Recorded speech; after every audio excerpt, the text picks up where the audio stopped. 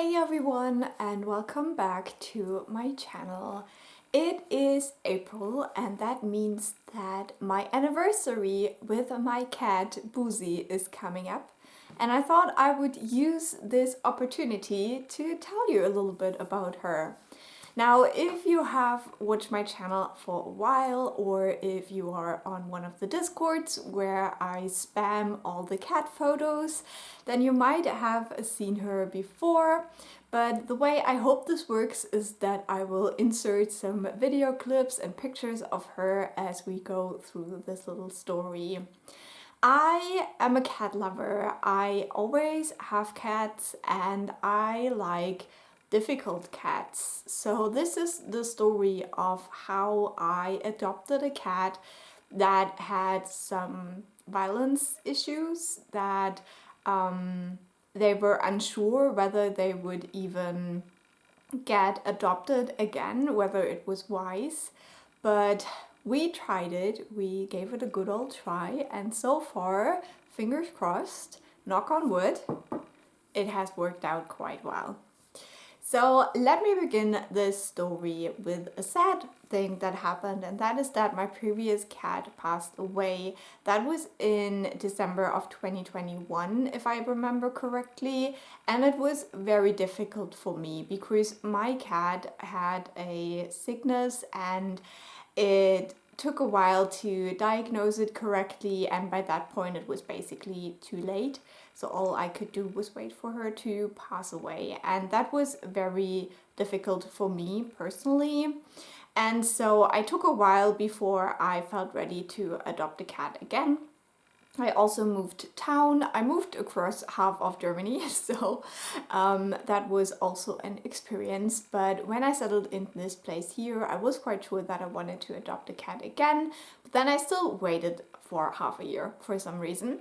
But then I was always checking the shelters nearby, their websites, which cats they had on them. Pretty early I was sure that I had to go to the next big town that we have here, because usually in these smaller towns most of the cats are used to going outside, and because of the way my flat is, I knew that wouldn't work. I needed a cat that would be indoors and be okay with only a balcony.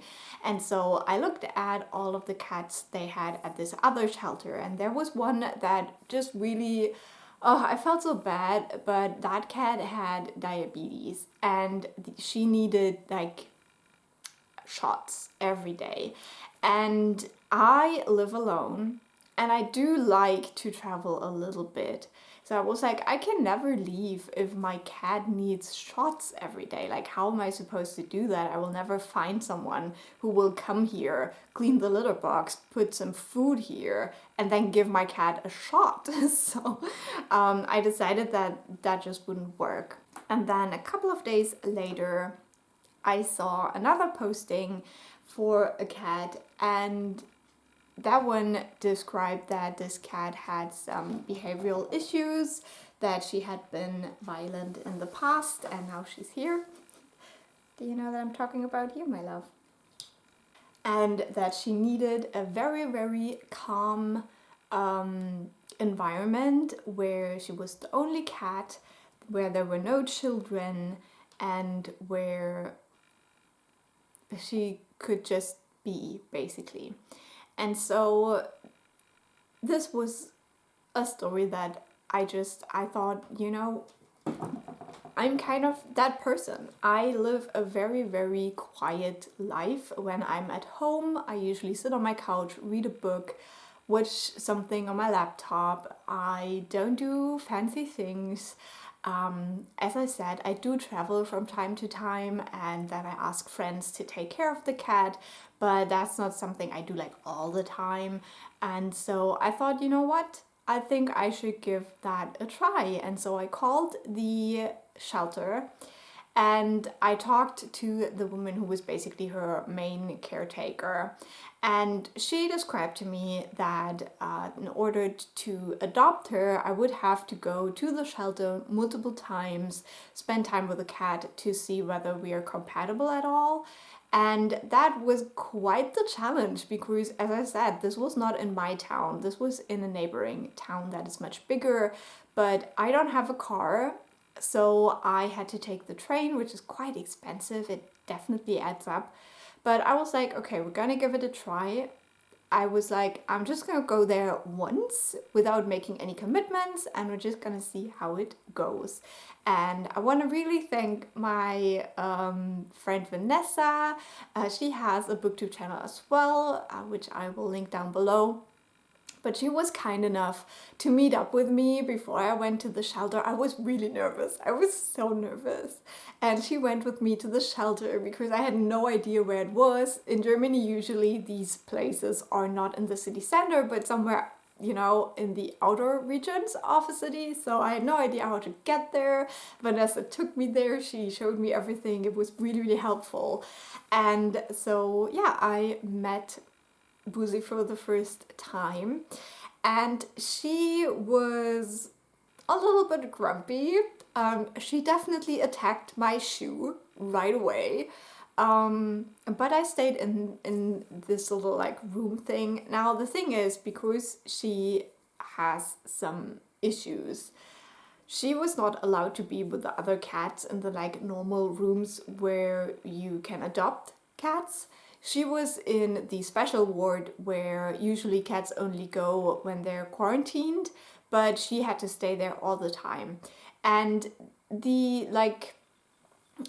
shelter was really nice. Like I don't want to say anything bad about it, but because this was not designed as a place where cats spend all their time, she just had this like very, very small room. There wasn't a single window in this ward. There was only like an overhead kind of light, or like I don't know what you call that, but a window in the ceiling basically. So they had daylight, but they couldn't really see the world outside. And it just really, really broke my heart that if she didn't find a home to stay in, this was all that her world would be. And so, even though I wouldn't say that our first meeting went really well, it went okay. And the caretaker told me that she thought that we had quite good chemistry, and I decided to accept that judgment. And so I basically started visiting her more often. And I don't know how often I went in the end. I think maybe 4 or 5 times that I visited her in the shelter, because I had a little bit of vacation as well, and the caretaker was like, no, it's better when I adopt her if I immediately show her my normal life and not like my on holiday life. So she had to stay in there until my vacation was over. And then I rented a car, I went and I picked her up. Now at this point, as I said, in the shelter, she would quite often attack me, not in a very bad way, more like in a I don't know what you're doing in my space kind of way. She would be fine for a while, and then she would kind of be annoyed that I'm still there basically. But it was never that bad. Like, I've had cats before who had some anger management issues, so I thought I could definitely handle it.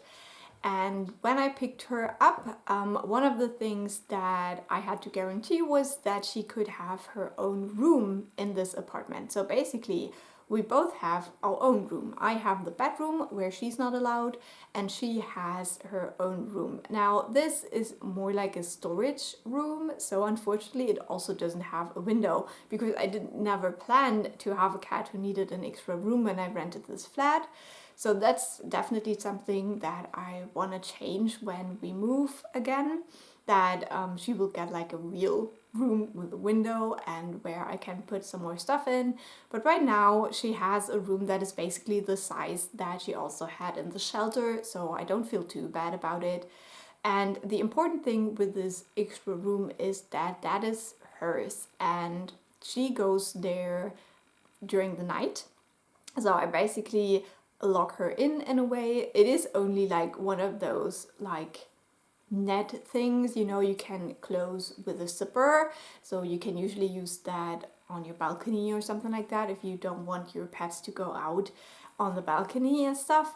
So it's not like a closed door kind of situation. She can still see me, hear me, smell me, everything like that. But yeah, at night she is in her room, and that definitely is an important part of why this works so well, because whenever I do things that I know could be triggering for her, for example, she really doesn't like it when I prepare packages, you know, when you get sent some clothes and then you want to send some of them back because they don't fit and stuff like that. And when I do a lot of that, she hates that. And also when I do cleaning, she really is not okay with that, because I'm moving around a lot and there is noise because of the vacuum cleaner. And when I scrub the floors, I move in a weird way that she thinks is play, so she would try to attack me because she thinks I'm trying to play with her. So to minimize the possibilities where she could potentially attack me and harm me, we have that room, and it works quite well. I'm very happy that they said that I should do that, because at first it seemed like pretty wild to me. I was like, well, this is not a dog. I cannot just put her away in a room in my flat. That's not how a cat works.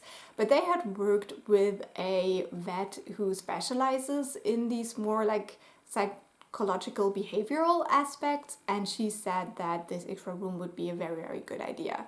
And I think it definitely was. I think that's one of the reasons why she's still here and why it works.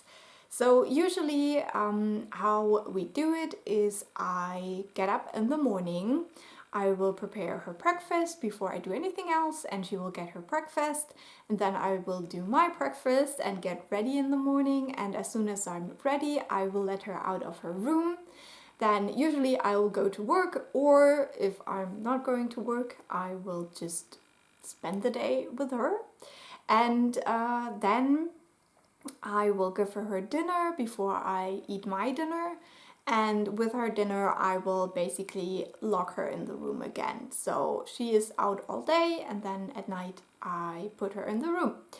And as I said, this works really well, and I think one of the reasons this works so well is because it is the rhythm that she also had in the shelter. Now obviously in the shelter she was not allowed to go out so much, but I think she is very used to humans during the day and then being alone at night. I think that just is something that she has known for a very long time, because even though she had been adopted quite a lot, I think 9 times or something, she spent most of her time, and especially the recent years before I adopted her, in the shelter. And so I think everything that works like it did in the shelter just gives her comfort and makes her feel at home. So yeah, that was definitely something I had never done before, but it works for her and it works for me as well, because we did have some complications. So basically I adopted her in April, as I said, and it worked out really well for about 6 weeks. And after those 6 weeks we had a little incident. It was in the morning, I was getting ready for work and I had finished everything that was important, so I let her out of her room. And I have a jacket that is basically a rain jacket, so it's a material that is a little bit noisy if you move it around. And I had put my bag on the floor and I put the jacket on top of it. And the cat went up to it and wanted to sniff it, but because she touched it, the jacket basically fell in her direction and made that noise. And that scared the hell out of her. She was puffed up and everything. She ran away. She was really, really scared. And I could tell. So I waited for her to calm down again.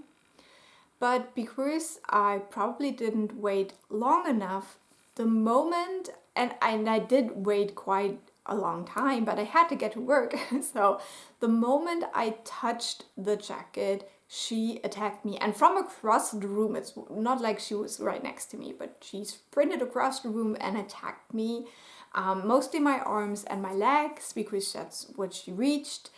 And that was the first time. And now, as I said, I've had cats before that were a little bit violent, But what she does is very, very different, because she doesn't do like the holding on and scratching thing that is more play. She will go berserk. And so she will bite, and those bites are very, very deep. They're only like puncture marks, but they're very deep. They took a long time to heal. And so it is quite painful as well, even though the pain wasn't an issue for me. But what was definitely an issue is that, you know, one moment you have this like lovely cat who's really settling in well, and in the next moment you have a wild animal who is clinging to you and biting you. And I didn't expect psychologically what that does. So I just went into the bathroom. I locked myself in the bathroom and waited for her to calm down. I washed the bite marks and everything and just went to work. And was like, okay, we're just gonna see what happens next. And what happened next is that she attacked me 2 more times within the next 4 weeks, or even less. No, I think it was 2 weeks. I think she attacked me 3 times in 2 weeks. Yeah. So every time I could kind of tell what triggered it. Was the jacket for the first time. The second time was because I had the balcony door open, and outside there's a school. The children were playing and one kid started screaming like she was murdered. And I could tell, like right in that moment, I saw something change in the cat's face and I knew she would attack me. And then the third time was during my dinner. I had a movie on, and I think maybe there were some people like whistling in the movie. Maybe it was that. I have no idea. Out of nowhere, she was suddenly in front of me and attacking me. And that was also when I started to put her away with her dinner, because before that I had tried to just put her in her room when I went to bed, and oftentimes she wouldn't want to because it was way more comfortable on the couch. So I tried to lure her with like snacks or stuff like that, but sometimes she was just not interested. She wanted to stay on the couch. And since the vet had been so adamant that she should be in her room at certain times, that was very difficult. So I decided, because she would eat her dinner quite well, that I would put her away with her dinner instead, because I feed her in the room. And so she would be in there anyways eating her dinner, and then I can just close the zipper and it's done. And luckily, when I changed that, she never attacked me again. And as I said, it's been a year now, so for like over 10 months or around 10 months, she has not attacked me again. And I'm very thankful, because as I said, even though I don't really mind the pain, like obviously it's not nice to have like holes in your arms, but the psychological aspect made it so difficult for me. And at that point in time, when she had attacked me for the third time, I was like, if this does stay up like this, like so many times, like more than once a week, I cannot keep her. Like that was just too much. It was psychologically too painful for me. But yeah, magically it went away. And I would say by now she's definitely a very different cat. Now, one thing I also want to say is that whenever she did attack me, you could really tell that afterwards she was as shocked as I was. So especially with that last time when I was sitting on the couch, I physically couldn't really move away from her. Like the other 2 times, I straight up went into the bathroom, locked the door, but she can open doors. That's why I had to lock it. But this last time, I was sitting on my couch and I was just basically boxed in, so I couldn't really go anywhere. So what I did is I just held her down until her attack stopped. And then she sat on the opposite end of the couch for a while. I was just looking at me, and you could see that she didn't understand what was happening either. She did not seem like a cat who wanted to attack you. There is just some trigger that her brain basically turns off and she just goes into this attack mode. So I knew that this wasn't because she is kind of a mean, evil cat. She's not a nice cat, but she's not that bad. And this was not something that was in her control, basically. So, as I said, she has changed quite a lot in that year. I can definitely see that.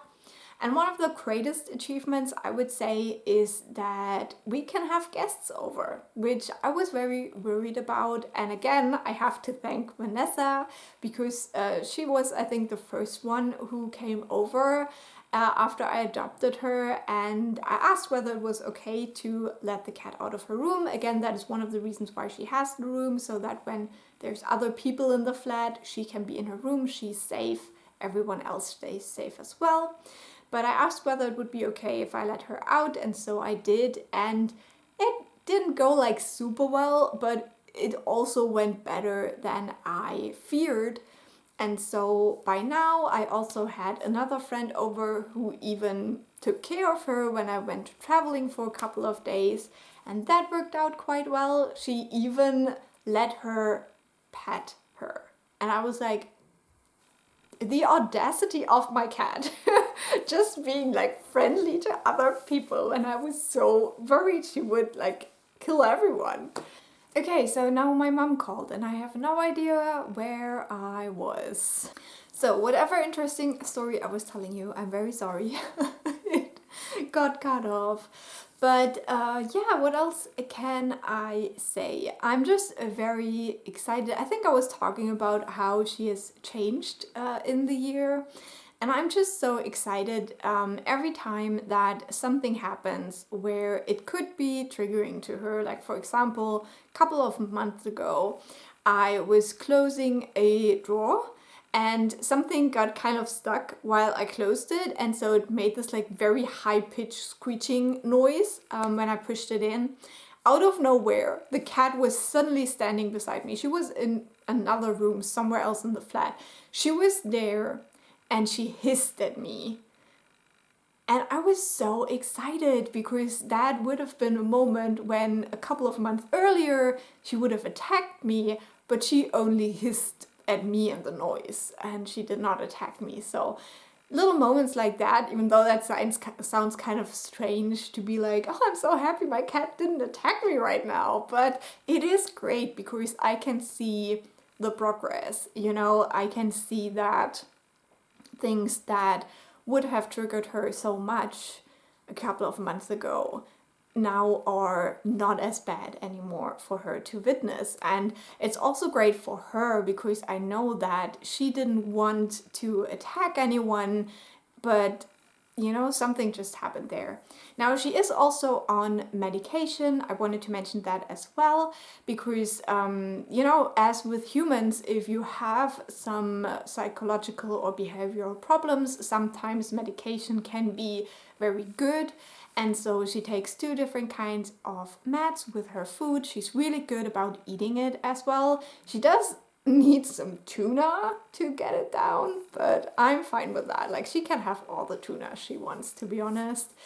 And yeah, I think because she was getting used to the meds in the shelter, it worked really well with the transition here. She still gets the same amount and everything like that. I do want to get her to a vet soon just to see whether they can do like a little general checkup, especially with like things like teeth and stuff that cats usually have. Now, she was born in 2015, so she's now turning 9, which is a little bit younger than my previous cats had been when I adopted them. But she's still an older lady by now, and so she really likes the slow, calm, quiet life. And right now she is in the kitchen because she hates listening to my voice. I promise you, she really does not like it. And so she's in the kitchen in her little chair with her little blanket that is meant to go on the balcony as soon as the weather is nice enough. But yeah, she is just very snuggly. One thing that she loves is body contact. Whenever I'm at home, she tries to be near me just a couple of moments ago when I was in the kitchen and I was in the chair, she was actually stepping on my foot so we would have body contact. And she loves sitting on my lap. She likes the heat. She also likes to snuggle under the blanket, which not a lot of cats do, but some. So that is always kind of funny when sometimes I don't really know where she is and then she's underneath the blanket. Another thing she really loves is the balcony. She loves being outside. She will even go outside if the weather is really bad. And that just makes me happy as well, because that is something she could have never had in the shelter. So this is really such an improvement to her life. And I'm just happy to be able to give her that and to see how happy she is when she sits in the sunshine or when she's gnawing on some of the grass in my little planters. And it's just so nice, you know, it's just so nice. And just in general, like seeing her feeling more comfortable, feeling more confident, not being scared so easily, it's a nice experience. But I don't want to sugarcoat things, so there's definitely stuff that is also like not so great. So for example, she has scratched all of my walls. She's not a very nice old lady. She likes to make sure you understand when she's mad at you. So she decided to start scratching the walls so I would know that she's mad when I go to work. So whenever I would come home from work, there would be no new like spots of scratched wall. And also when she wanted to go outside on the balcony, but the weather was bad or something like that, I wouldn't open the door fast enough, she would scratch the wall next to the balcony door and stuff like that. So that's definitely an issue. And if I ever move out of this flat, I will have to replace all the wallpaper in all of the rooms, which is not great. I don't look forward to that. But you know, what can you do? Like, I got her scratching posts, I got her those like boards, so scratching boards, because I thought maybe she doesn't like the posty things. The wall is flat, so I got her the boards. But really, she uses it to punish me, which I don't say anything when she does it. I try to stay calm, so that has been the most helpful. And whenever I would get home and she hadn't scratched the walls, I would give her treats. And when she used the scratching post, I would give her treats. So it took quite a while, but by now it has become something she doesn't do regularly anymore, which is very lucky. But still, like, all of my walls are ruined by now. And another thing is, she also had a phase where she was peeing in her room, but not in her toilet. I don't know what that phase was all about, but she had this little like cuddle thing that she decided was her toilet now, and she would use that instead of her litter box. And so I someday just removed it. I was a little bit worried because that was quite easy to clean, and I was worried that she would use something else instead. But at some point I was just like, I'm just gonna take it out of there. And since then she uses her litter box fine again. So I don't know what that was about. And something that also really stresses me out, and she knows, and so she will do it when she wants to punish me or when she wants something and she tries to kind of take a hostage, and that's my laptop. Now, from the shelter, she's used that she can pretty much go anywhere, so she does go onto the table, she goes into the countertops in the kitchen, which usually with a cat I would not allow, but because for her that was normal, I saw in the shelter that she was allowed to go on the countertops. What am I supposed to do about it now? Like, she's an old lady now. She's not gonna accept my new rules that I come up with. And so she does sit on my laptop. And she does it because she knows that I start freaking out, because obviously she's pushing all of the buttons. I'm worried one day she will push buttons that I can't simply like restart the computer and everything is fine again or something like that, because I have a very expensive computer, and sometimes I also bring my work laptop home to do a little bit more work in the evenings. So yeah, that is something that I have not found a solution for yet, except for being very fast to shut it whenever I see in the corner of my eye that she is planning to sit on it, because she can be so fast. Cats can be so fast, and cats are little assholes. So that's one thing that yeah, is still bothering me quite a lot when she sits on there, because I'm just worried she's gonna break everything.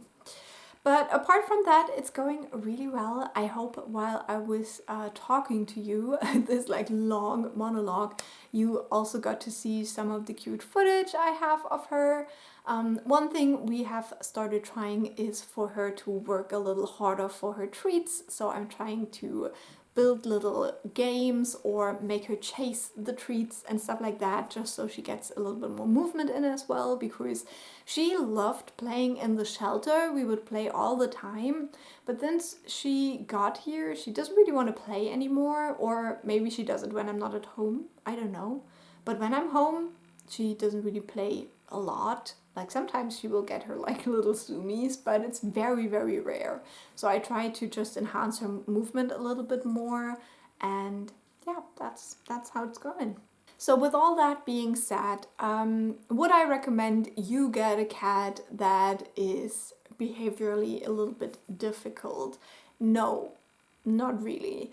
I, as I said, had cats my whole life, and I was sure I could handle it somehow. But during the times when she attacked me, I was questioning everything, and it was very, very hard, because the worst thing in my head was that I had to bring her back to the shelter. It was something that I really, really, really, really didn't want to do. And so that was definitely difficult. And fortunately, we worked it out. But I think you should definitely know a lot about cats if you want to get a cat that is like this. If I hadn't had cats my whole life, I don't think I would have been prepared for this. Now, as I said, I'm a very quiet person, and I can be quite stoic. And I think that works well with her. I don't freak out. Like just a couple of moments ago, she was on her scratching post, and I had a can of water next to my plants so I could water my plants, and she kicked it over, and water was everywhere in the kitchen. Like the whole kitchen was swimming in water. And you just have to keep calm in these moments, because if I start freaking out, she will start freaking out, and then nobody knows what will happen. So just keeping calm, going, getting a towel, mopping it all up, and it was fine, you know? So I think a couple of years ago I wouldn't have been able to do that, but because of the other cats I had and the experiences I made with them, I think that prepared me for this one. Because I'm alone, because I'm living alone, because I don't really have a lot of people over all the time, it works. But that is also a big commitment, and many people don't want to live like that, and that's fine as well. For me, it's okay. I don't have any issues with that. I don't like having people in my home too much. So just a couple of things to keep in mind. And then also, if you ever consider getting a cat that, you know, has behavioral issues, I would recommend talking to a vet that is specialized in this field to give you tips on how you can support your cat. Because as with humans, they will need some support, and they will need certain things that make them feel safe, that make them or that give them, you know, a place where they can go if anything happens. And yeah, I think there is a lot we can do, but probably we don't really think about that when we don't have a specialist to tell us. Like with the extra room, I would have never done that if the vet hadn't told me. And as I said, I think this is the most important reason why it works. Okay, so I've talked for a very long time. I'm so sorry. I hope this was somewhat interesting. Definitely let me know if you have a cat, what's their name, and did you adopt them when they were little or when they were already a little bit older. I prefer getting older cats just because I don't want to train a baby cat. I don't have the patience for that. But yeah, I will talk to you very soon with more bookish content, but she will pop up in all of my vlogs, I promise. Bye!